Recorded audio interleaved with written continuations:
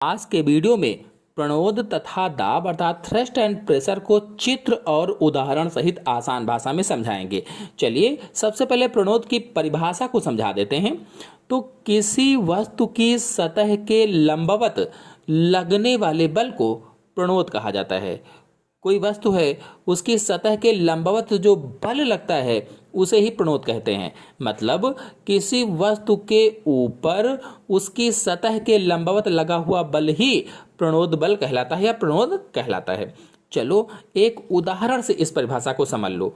जैसे एक मेज है, इस मेज पर एक लकड़ी का गुटखा रखा हुआ है। कोई मेज है, उस मेज पर एक लकड़ी का गुटखा रखा हुआ है।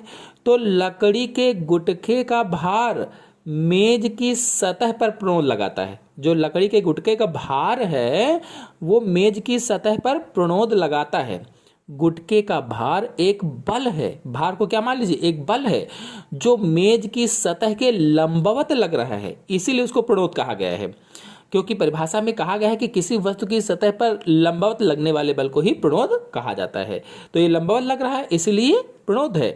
यदि अभी भी समझ में ना आई हो परिभाषा तो एक और आसान उदाहरण से समझा देते हैं। देखिए जैसे ड्राइंग बोर्ड है, तो ड्राइंग बोर्ड पर जब पिन लगाते हैं तो पिन लगाते समय हमारे हाथ के जो अंगूठे होते हैं, हाथ के अंगूठे से जो बल लगाया जाता है तो बल बोर्ड पर लंबवत दिशा में लग रहा है, यानी बोर्ड पर लंबवत दिशा में कार्य करता है।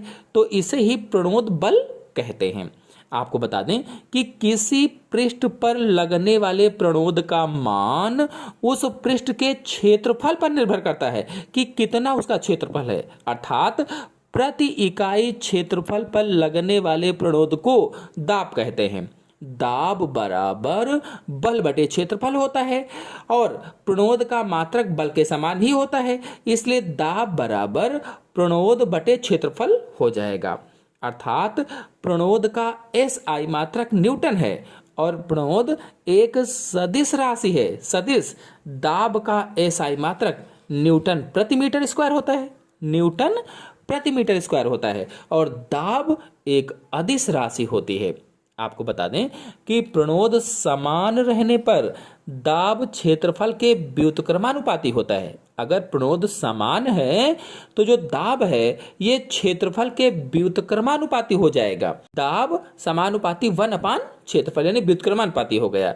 आपको बता दें कि समान प्रणोद कम क्षेत्रफल पर लगने से दाब बढ़ जाता है, वहीं समान प्रणोद अधिक क्षेत्रफल पर लगने से दाब कम हो जाता है। जैसे उदाहरण से समझिए इसको। जब मनुष्य रेगिस्तान की रेत पर चलता है तो पैरों के कम क्षेत्रफल पर उसके शरीर का पूरा भार पड़ने से दाब बढ़ जाता है और उसके पैर रेत में धंस जाते हैं। और जब ऊंट रेगिस्तान के रेत पर चलता है तो पैरों के अपेक्षाकृत अधिक क्षेत्रफल पर उसके शरीर का पूरा भार पड़ने पर भी प्रति इकाई क्षेत्रफल दाब कम हो जाता है और उसके पैर रेत में नहीं धंसते हैं।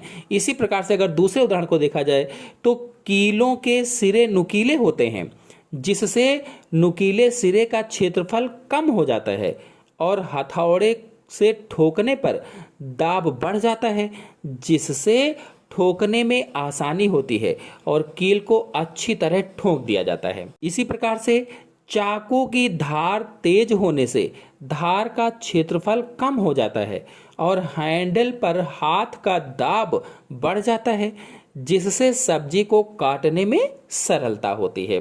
तो इस तरह से आज के वीडियो में मैंने आप सभी लोगों को प्रणोद तथा दाब यानी थ्रस्ट और प्रेशर को आसान भाषा में समझाया। आशा है आपको अच्छी तरह से समझ में आया होगा। समझ में आया हो तो वीडियो को लाइक और शेयर कीजिए। चैनल पर पहली बार आए हैं तो चैनल को सब्सक्राइब भी कर लीजिए। धन्यवाद।